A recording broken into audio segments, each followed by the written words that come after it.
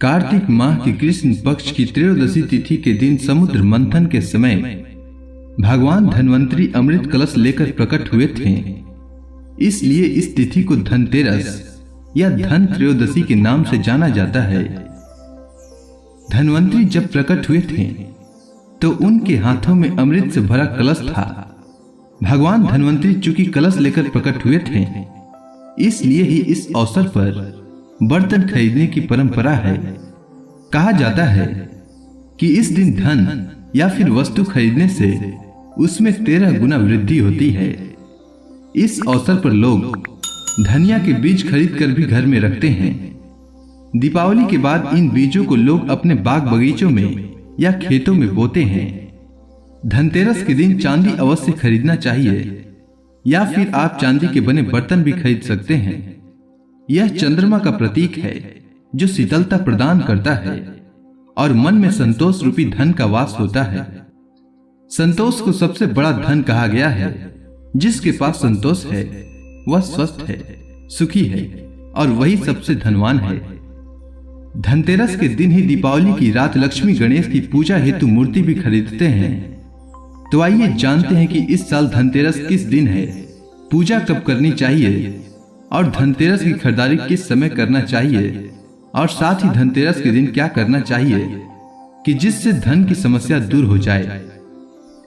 तो धनतेरस त्रयोदशी तिथि के दिन पड़ता है और त्रयोदशी तिथि का प्रारंभ 2 नवंबर को सुबह 11:34 पर होगा और त्रयोदशी तिथि की समाप्ति 3 नवंबर को सुबह 9:04 पर होगा। पर धनतेरस की पूजा प्रदोष काल में ही करना उत्तम रहता है और प्रदोष काल का समय 2 नवंबर को शाम 5:37 से रात्रि 8:11 तक रहेगा। साथ ही 2 नवंबर को वृषभ काल का समय शाम को 6:18 से रात्रि 8:14 तक रहेगा। तो उस समय पूजा करना सबसे उत्तम रहेगा जब प्रदोष काल और वृषभ काल दोनों ही हों। इसलिए पूजा का शुभ मुहूर्त शाम को 6:18 से रात्रि 8:11 तक रहेगा। आपको इसी समय पूजा करनी चाहिए।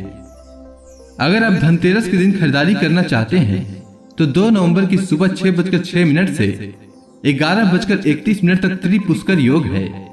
इस योग में खरीदारी करना शुभ रहेगा। इसके अलावा अभिजीत मुहूर्त सुबह 11:42 से दोपहर 12:26 तक है। इस मुहूर्त में भी खरीदारी करना शुभ रहेगा। इसके अलावा विजय मुहूर्त दोपहर 1:33 से दोपहर 2:18 तक है।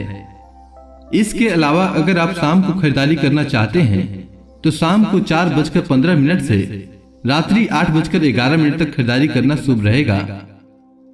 अब आइए जानते हैं कि धनतेरस के दिन ऐसा क्या करना चाहिए कि जिससे माता लक्ष्मी प्रसन्न हो और धन की कमी दूर हो जाए। तो धनतेरस के दिन 5 रुपए की साबुत धनिया खरीदें और माता लक्ष्मी और भगवान धन्वंतरी के सन्मुख रख दें। इसके बाद अपनी मनोकामना बताकर कुछ धनिया बगीचे में बो दें और कुछ को लाल कपड़े में बांधकर अपनी तिजोरी में रख दें। ऐसा करने से जल्द आपकी आर्थिक परेशानी दूर हो जाएगी। हिंदू धर्म में सभी शुभ काम में बतासे का प्रयोग भोग के रूप में किया जाता है। शास्त्रों के अनुसार बतासा माता लक्ष्मी को सबसे प्रिय भोग है। माँ की हर पूजा में बतासे का प्रयोग किया जाता है। धनतेरस की पूजा में माता लक्ष्मी को बतासे का भोग लगाएं।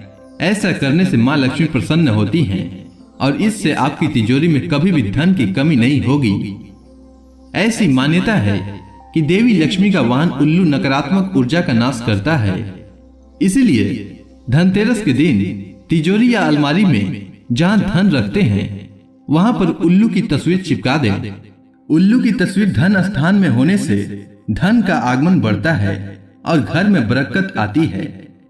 उम्मीद है आपको धनतेरस से जुड़ी जानकारी अच्छी लगी होगी। धन्यवाद।